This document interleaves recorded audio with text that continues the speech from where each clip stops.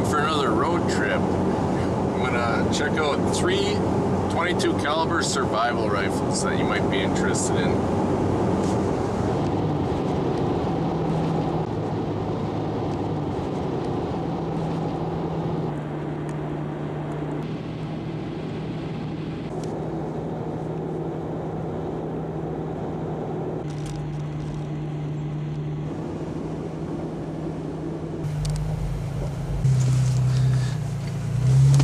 This is actually a snowmobile trail I'm driving on. Actually, it's a logging road turned into a snowmobile trail. They've had rain here, so we're gonna get a little dirty. But I'm trying to find that place where I did that day trip video about 2 years ago. It was back here somewhere, and there's nothing marked, so I'm just gonna have to remember where to turn. I remember we come up on some high ground and then I take a left and then another left. That's washouts here. And it'd be really neat to find that exact spot again.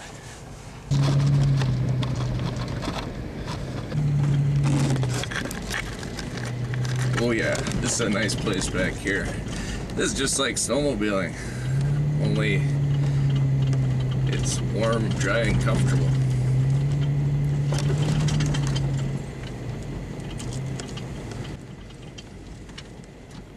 Something I've been meaning to mention is how bringing my camera along on these outings has made the activity of shooting firearms many times more enjoyable. Watching and uploading video not only connects me with like-minded friends, it also motivates me to get outside and do something creative. Kids leave for college, shooting buddies have busy schedules, but my video camera is a companion and friend that I can always count on.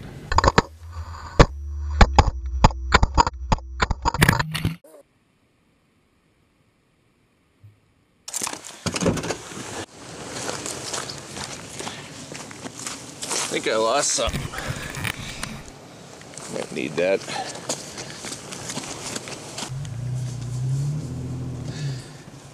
Yeah, I remember reading where these FJ cruisers don't have a very tight turning radius for their size, and I guess I'd have to agree. Once you try to turn around in the tight woods here, when you gotta, on those rare occasions when you gotta go back and pick up a camera that you dropped on the trail somewhere. Yep, here we are. Take a left right here. I think we're close. What I got here for you is 3 survival rifles that I think you'll be interested in. One of them is brand new, if that's any kind of a hint. One of them is pretty old and you can't get it anymore. And the other one is common. In fact, I already had it here once. So if you've watched my videos, you already know what that one is. Let's check them out. Alright, this is our new home. Let's set up our camp.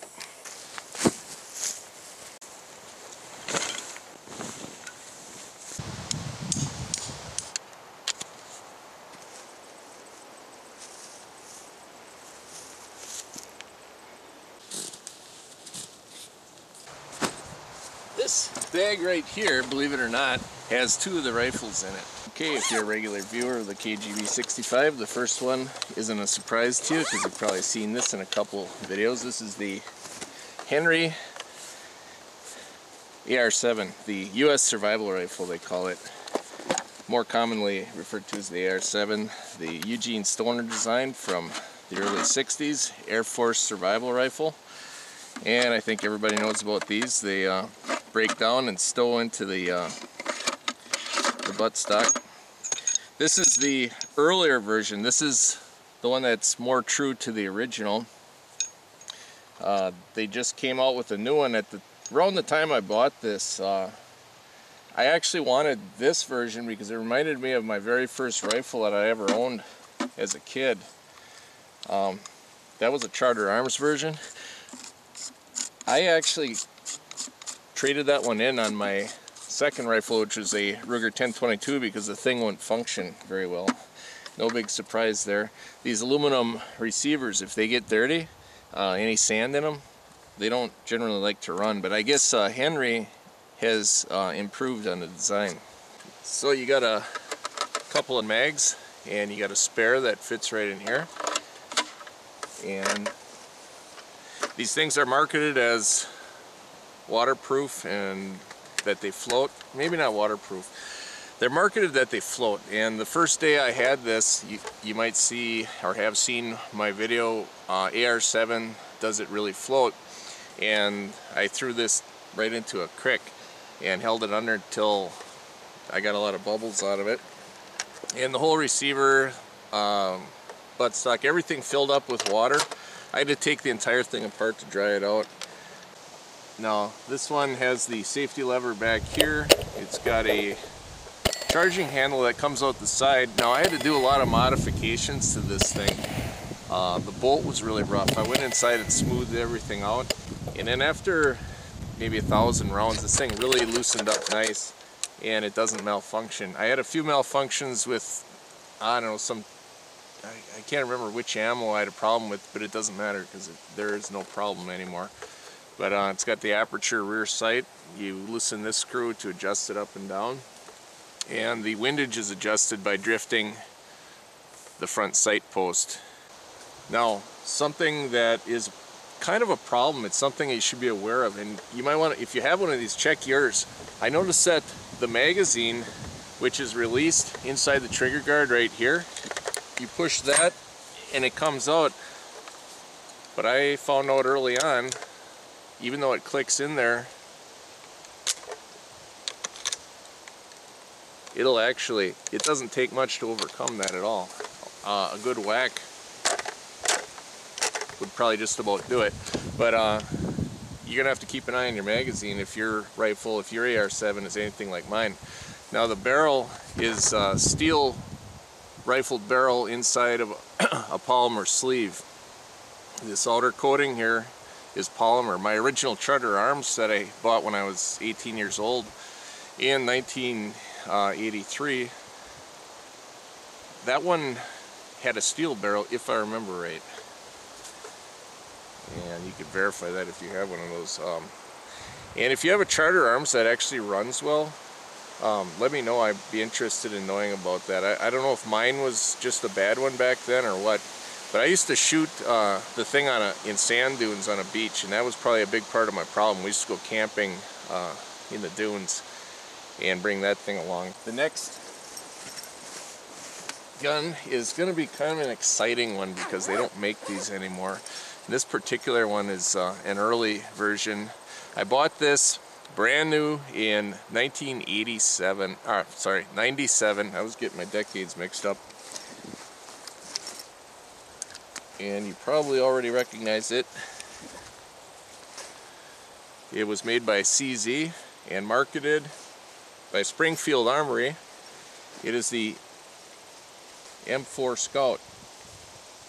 I'm sorry. I'm thinking M4 Carbine. It is the M6 Scout. And what I did here, there's a pin that goes in right there that holds it together, and there's a spot for holding ammunition, and I just drilled out one of the holes for the 22 ammo to hold that pin, because it's real common to lose those. Okay, the barrel section mounts to the action like this, and then you just insert the pin. That brings everything into alignment, and then you close it and it toggles just like that. The sling is just a piece of webbing that I had laying around, and I keep it from slipping off the front with a piece of 550 cord right there on the end, just so it can't slide down. And this isn't 550 that I have on here, this is just some cheap polyester. That's just to give it something to hang on to on the front end. The ammunition storage compartment door is activated with this button right here. And it'll hold 4 410 shotgun shells, and what I have here is the stingers, CCI stingers, hollow point, extremely high velocity. And then I also have these little CB caps, the little shorts, and the reason I use those is because I consider them the poor man's silencer. If you ever needed this in a sensitive area, let's just say you don't want people to know where you are for whatever reason you have, you can use those CB shorts and you don't need ear protection with them. I can demonstrate that right now. I'm going to put that in the upper barrel. Point it in the safe direction, close it in. And now to control the firing pin, it's a selector of either the upper barrel for the rimfire or the lower barrel for the 410 shot shell. This is actually the safety. You rotate this to the right, which allows you to move the firing pin into alignment. Right now it's in alignment with neither, it's centered. So if I fire it, nothing goes off. Take the safety off and raise it, and now it's ready to fire the 22. And listen how quiet this thing is. Here's something else about this. Originally, if you look at pictures of these when they're new, you'll see the trigger guard that comes down here. This is the trigger that's designed to be used in cold weather. This is also a survival Air Force survival gun. I took that off because the original didn't have it. I grabbed the trigger right here and I operate it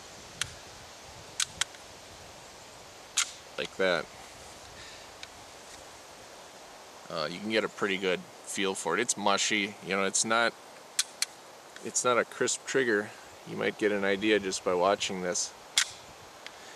You don't have to move it very far. It's not stagey at all. It's just a one motion thing. There's no take up. The original one was a 14-inch barrel.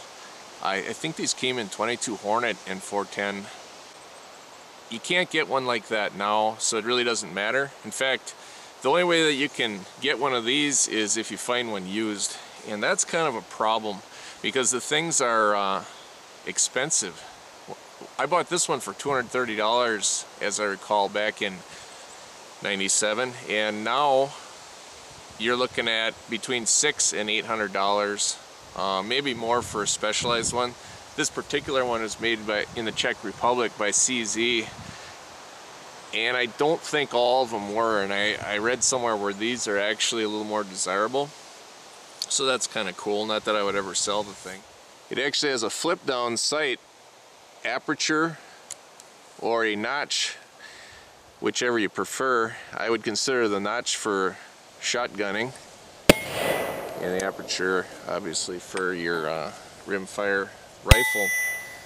To retrieve the fired round, you just open it up and this pulls it out, and you just hook your fingernail on it and grab it. Then to take it apart, you'll lift up on this, and then you'll be allowed to push the pin out, otherwise it won't come out, and the two halves just separate. Now you can buy all kinds of neat aftermarket goodies. In fact, Springfield Armory actually sells accessories for this, which is so strange. I can't believe that company doesn't manufacture them or market these anymore, because they're so popular and they're so awesome.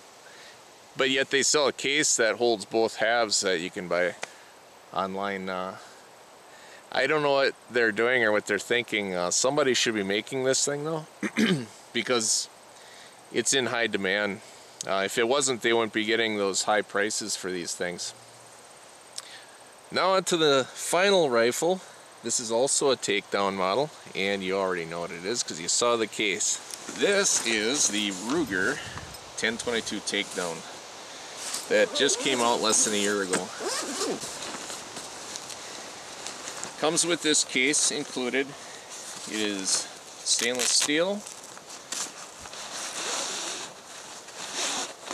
with polymer stock.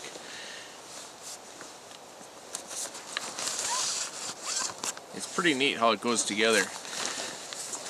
There's a cam on the barrel section that goes into the action, and you hold it like this. And it's important to have these surfaces oiled, you know, so you don't gall the metal together. Put them together, push, and turn. To release, oh, by the way, the bolt has to be in the open position with the hold open, which is the same as any other 1022. To release, you push this really neat looking lever that's recessed right there. Give it about 1/8 of a turn and separate. They'll tell you in the manual that for accuracy, it's important to have this part adjusted so that it has tension on the barrels, and you do that by, there's little detents. I don't want to lose my spot because I worked on this for a while to get it just in the right spot. If you don't have enough tension on that, you won't have good accuracy, and I verified that off the bench on sandbags. If this is too loose, like if you buy one of these, you don't read the manual, just slap it together and shoot it. It would depend on how they put it together in the shop or at the factory, whoever had their hands on it last, how well the thing is going to shoot. That's important to know, because you might be really disappointed when you go to sight the thing in and your groups are like this when they could be like that.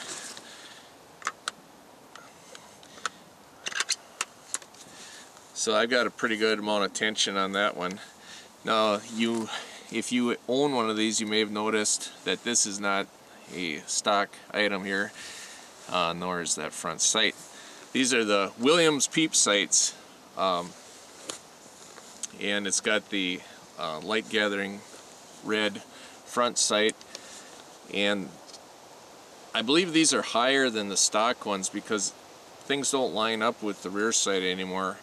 I considered putting a blank in there, but I figured I would just leave it in there as a backup. This is a 1913 standard Picatinny rail, and the reason I put that on there is this was kind of a plan that I had for buying this.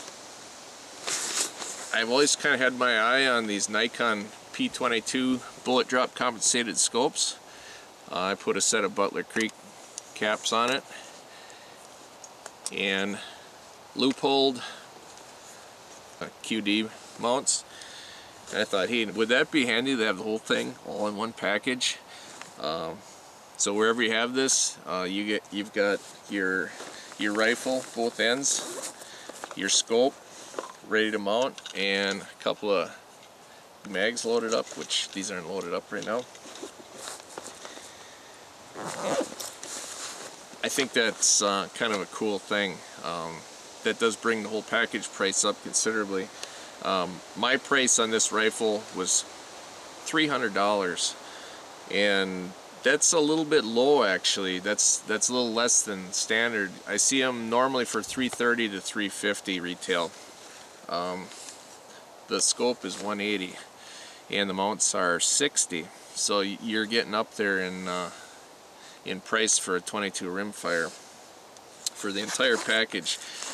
Now, how I mount this scope is I get it located where I want it.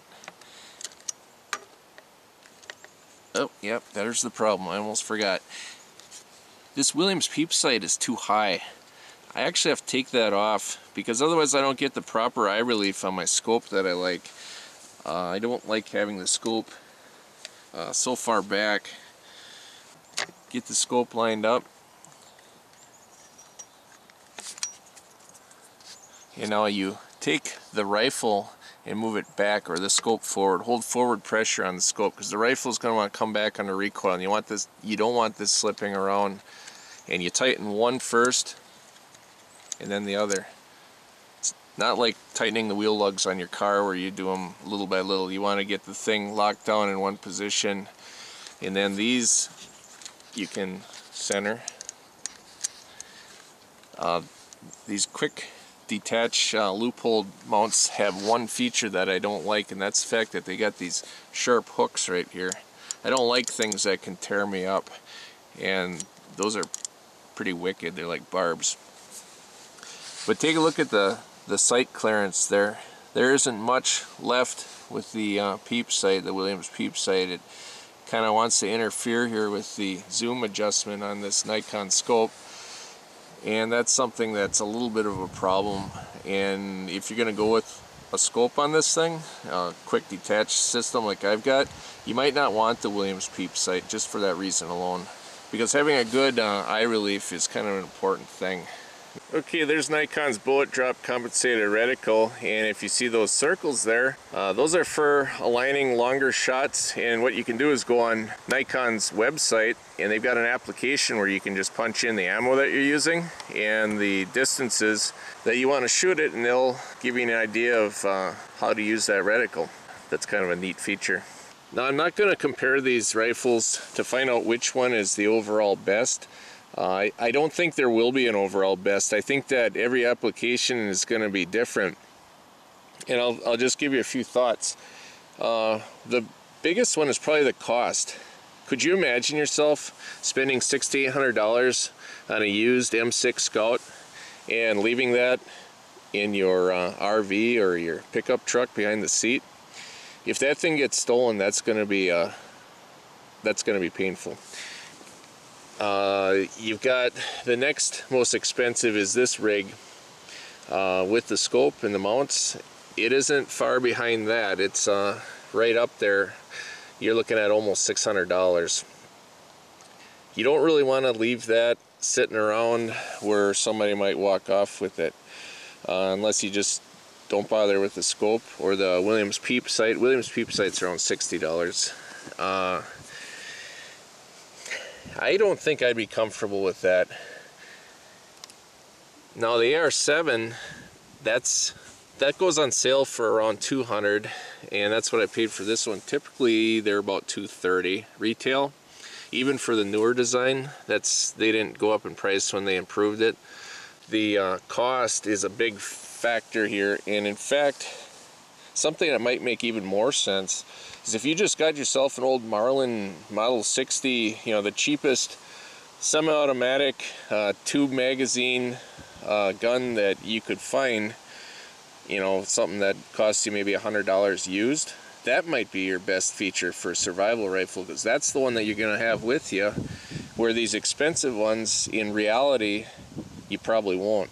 And that's something a lot of people fail to recognize when they're shopping on the internet or deciding what kind of firearm they want to buy for any application, is how they'll actually feel about it once they own it. And you just got to kind of project your thinking forward on that a little bit. Now, as far as actually using them for a survival situation, which I would consider a survival situation, something like coming out here where I am right now, and let's say I was disabled. I got stuck in the mud, broke something, ran out of gas, got lost, you name it. You need something to get you out. You need something just to get food. You'd probably have the best luck with this one, except that there's been a problem. What I've found is no matter how careful I am about remounting this scope, it tends to not zero where you left it. And that's a huge problem. And unless I can overcome that, this system fails, because I'm not going to put that scope on there and go for a headshot on a squirrel when I need meat and miss by 1.5 inches. The M6 Scout, that one stands alone. The AR7 and the Ruger are about the same, except you've got a higher magazine capacity with this, and it goes together a lot faster. But the M6 Scout has a shotgun. Now think about how awesome that is. You can take birds on the wing with that thing, and it'd probably be better for killing deer because you can shoot a slug.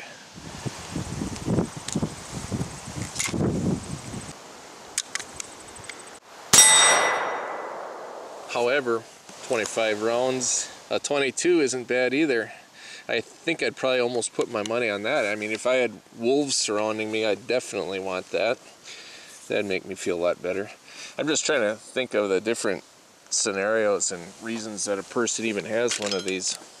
There is one factor that could influence your choice of which survival rifle might best suit your needs when you head out into the wilderness, and that is whether or not you happen to carry a centerfire handgun with you wherever you go to protect against threats from humans or animals. Hope you enjoyed our trip to the forest, and if you haven't tried creating a video upload of your own, I strongly encourage you to bring a camera with you on your next outing and give it a try. You'll be surprised how much fun it brings to your shooting adventures. Thanks for coming along.